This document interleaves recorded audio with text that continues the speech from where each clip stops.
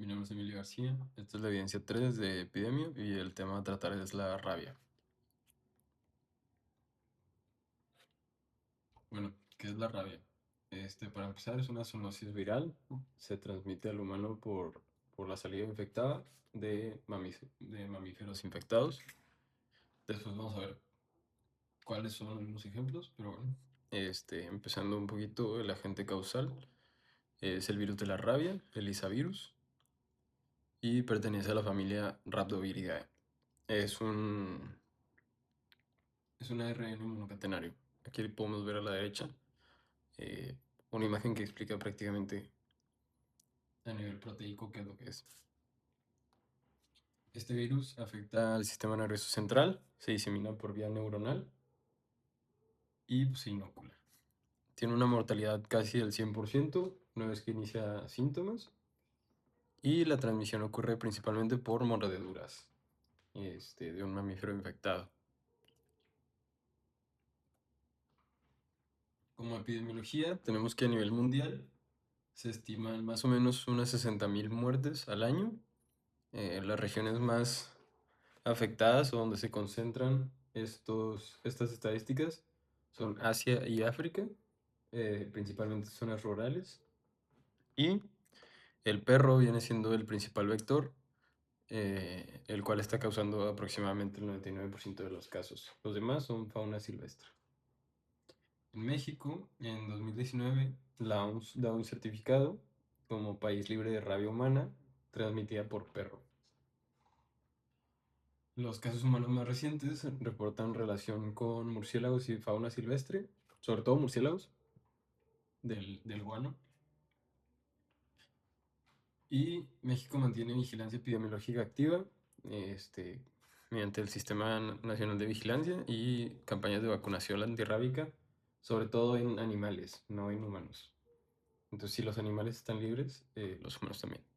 En Nuevo León no se han reportado casos desde 1986 de perro o gato, y el último caso humano reportado por fauna silvestre fue en 1998. Igual sigue manteniendo vigilancia epidemiológica. La incidencia de rabia humana actual es de 0 casos al año en Nuevo León.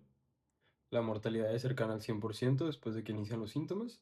Y la letalidad, igual 100% siempre y cuando no haya algún tipo de tratamiento o profilaxis después de la exposición adecuada. Como cadena epidemiológica, ahora sí tenemos el agente, que es el virus ARN monocatenario, cadena negativa, pues el virus de la rabia.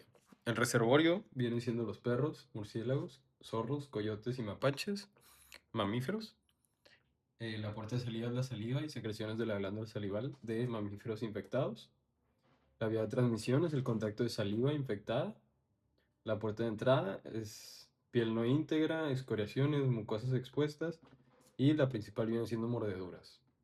Y el huésped susceptible es todo mamífero. Algunos factores de riesgo incluyen ambientales, individuales, y tenemos grupos vulnerables.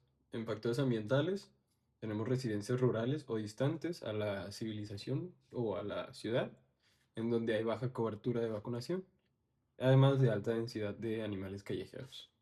Como factores individuales tenemos el contacto ocupacional o accidental con animales potenciales infectados, exposición a mordeduras, arañazos o saliva infectada, que no haya un lavado adecuado después de una herida potencial, y el retraso o la falta de profilaxis post-exposición.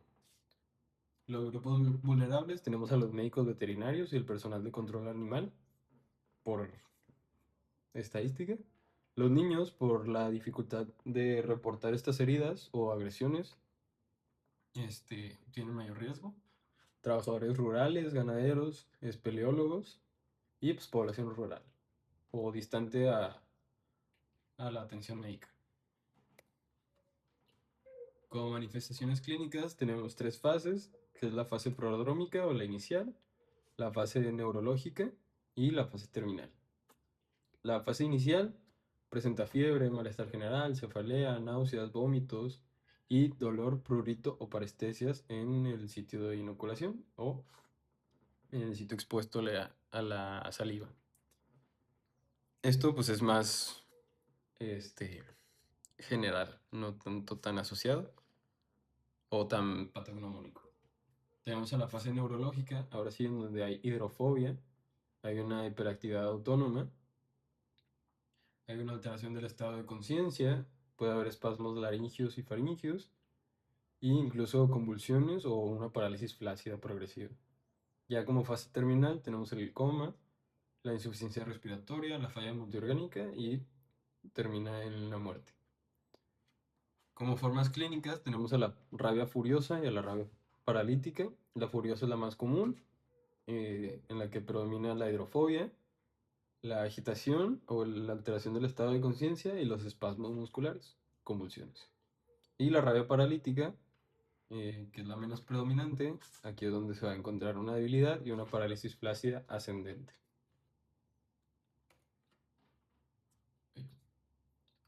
Como diagnóstico y vigilancia, tenemos que el diagnóstico clínico ante-mortem se caracteriza por cuadro de encefalomielitis aguda junto a un antecedente de exposición, ya sea una agresión, mordedura, contacto con saliva y mucosas, etc. La PCR se usa en la detección, eh, tiene una alta sensibilidad y especificidad ante-mortem, antes de la muerte, y la inmunofluorescencia es el estándar de oro por la OMS, la Organización Mundial de la Salud, y es muy eficaz en tejido post-mortem, pero también se puede aplicar en biopsias ante-mortem. Hay dos tipos de muestras. La muestra que se toma en ante-mortem se va a requerir un panel de varias muestras, como es una biopsia de la piel, de la región nucal, muestras seriadas de saliva, líquido cefalorraquídeo y suero. Y muestras para post-mortem, se puede usar un tejido del sistema nervioso central. Usualmente se usa del tallo cerebral, del cerebelo, hipocampo o la corteza cerebral. Y como vigilancia epidemiológica tenemos que la rabia es de notificación inmediata en todo momento, todo caso sospechoso, probable o confirmado. Se debe notificar en menos de 24 horas. Y por su letalidad cercana al 100%, casi siempre va a ser obligatoria y estricta, tanto a nivel nacional o internacional. Como medidas de prevención tenemos primaria, secundaria y terciaria. Y pues la primaria prácticamente es educación, eh, tener protección específica previo a la exposición, vacunando a mamíferos. Como prevención secundaria tenemos el diagnóstico precoz, ya sea ante-mortem o post-mortem, pues nada más para evitar que se siga propagando o localizar al vector. Y un tratamiento oportuno post-exposición viene siendo como prevención secundaria. Y terciaria, pues prácticamente es si se logra rescatar con un tratado adecuado del cuadro post-exposición, pues valorar rehabilitaciones cognitivas o motoras. Y pues sí. Como tratamiento post-exposición tenemos 4 esquemitas, que vendría siendo como primera opción una irrigación excesiva con agua y jabón. Tiene que haber un lavado inmediato y exhaustivo por un mínimo de 15 minutos. Y podemos aplicar también un agente virucida, ya sea povidona iodada o alcohol. Y importante recalcar que no se debe suturar la herida de primera intención.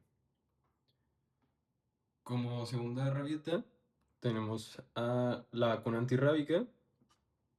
Esta se aplica de manera intramuscular en región deltoidea y en menores de 2 años se aplica en la cara anterolateral del muslo.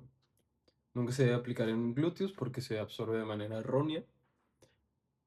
Y como tercera viñeta, esto viene siendo la inmunoglobulina antirrábica. Esta es solo estrictamente para exposiciones categoría 3 de la OMS o pacientes inmunocomprometidos. Y pues aquí se debe infiltrar la mayor dosis posible dentro y alrededor de la lesión. Ahorita vemos como quiera. a mayor escala esto de las categorías de la OMS.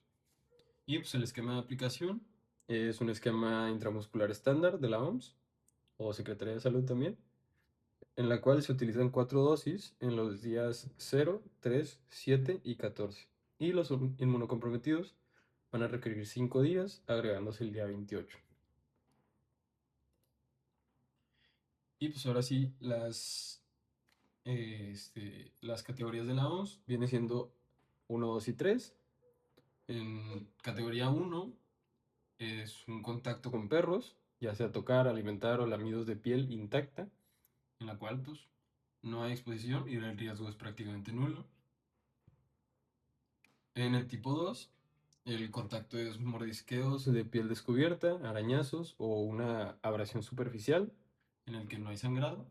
Y aquí sí hay una exposición, pero hay un riesgo menor. Y ya como contacto 3 o categoría 3, tenemos que el contacto con el perro es una mordedura o un arañazo profundo en el cual se contaminan mucosas o heridas con la saliva. Y pues con los murciélagos es cualquier tipo de contacto directo. Aquí la exposición es de alto riesgo y hay un riesgo alto de infección. Y pues los artículos encontrados viene siendo uno de Paola del año 2025, un estudio retrospectivo. Yang en el 2025, un análisis epidemiológico observacional. Malvía en 2026, un reporte de casos. Robardet, 2026, un análisis epidemiológico descriptivo. Y Rana, una revisión de literatura médica en el 2023. Y pues aquí se desglosa de pequeña manera todo lo mencionado anteriormente. Y estas son las referencias bibliográficas en APA. Listo.